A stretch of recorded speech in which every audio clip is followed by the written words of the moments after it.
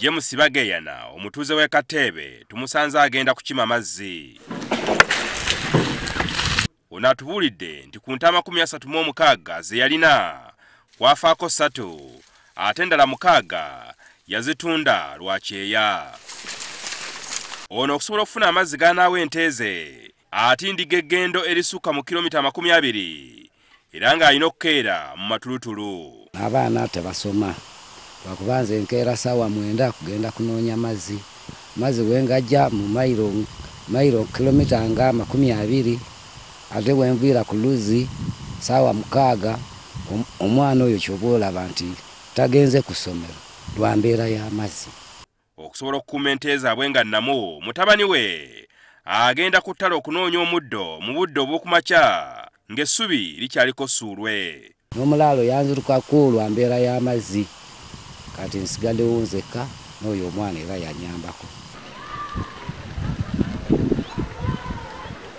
Atalina ggaali oba pikipiki tafuna mazzi olw'olugendo gye bagajja nga n'abagatunda gali ku buseere. Ekyeya kitukooyezza tuli kumpi na kudduka ku kyalo. Amazzi gatufuukidde ekizibu. Tetunaaba tumala ennaku 5 nnya tonaabako nga ffe abakyala. Buli twabuvaako. Nsula nga yadde Sande namba ngimalako nga sinaabye. Kasita nfunawo bw'okulya n'okunywa. Bw'obwo ekidomola 5 ku mukyungiro nga togaguze nawana omwana nga taguze sigafuna g'okunaaba n'okunywa.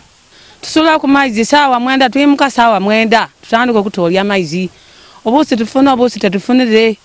Batufunire ku mazzi oba batusimira eddamu zino ennene. Tutuuseko ku ssomero lya Katebe Primary School. Amyuka omukulu w'essomero Tumuhaise Ronald n'atubuulira nti ku ssomero abaana batono ddala kuba basinga babeera mu kuliisa nte. Embeera evudde ku kuba nti abaana be bayamba abazadde mu kuleeta amazzi. So tulaba nti obuzibu bungi. Kigenda kukosa enkola y'abaana n'abasomesa bennyini concentration eri wansi olw'ekizibu ky'amazzi.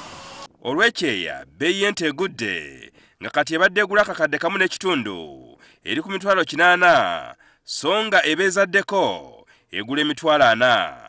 Tubadde tuli mu kalinteeni wa Kalusu okumala emyaka 2. Babadde bakatusumulula mu butuufu nga tezinawera yadde myezi 5. Ekyeya ne kijja.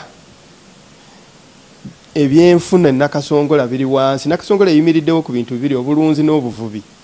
Abamu ku bakulembeze mu Bukama bwa Buluuli ekyeya bakiradde ku kwonoona butonde bwa nsi mu kitundu kino. Nti ensonga zino zikwatagana n'enkyukakyuka y'obudde zitukosezza nnyo ng'ezimu ziviiridde mu kutema emiti, kutema amanda n'okwokya ensiko. Okwokya ensiko si kintu kiri awo nti kirungi kya buwangwa. Era tusaba abantu baffe okwokya ensiko omuzogo tuguleke. Nakasongola yemu ku disitulikiti esinga okukosebwa ekyeya nga kitereezebwa nti kiva kusaanyawo obutonde bwa nsi okuyita mu kutema emiti.